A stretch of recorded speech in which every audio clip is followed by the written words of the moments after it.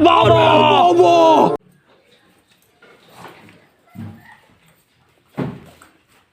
लो माजी रोटी है। इतनी गोल रोटी कैसे है? आजकल के जमाने में सब गोल गोल रोटी बनाते हैं। हमारे जमाने में रोटी गोल है, किस्मत गोल रहा होती थी। आप तो स्ट्रॉन्ग है, स्ट्रॉन्ग। जरा चला के बंद, रोटी में नमक ज्यादा है।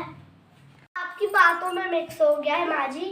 आप देना सीख रही है मुझसे? नहीं माजी, मैं फिल्म का टैग दे रही हूँ। आज से मोबाइल बंद, आज से टीवी का फिल्म भी बंद।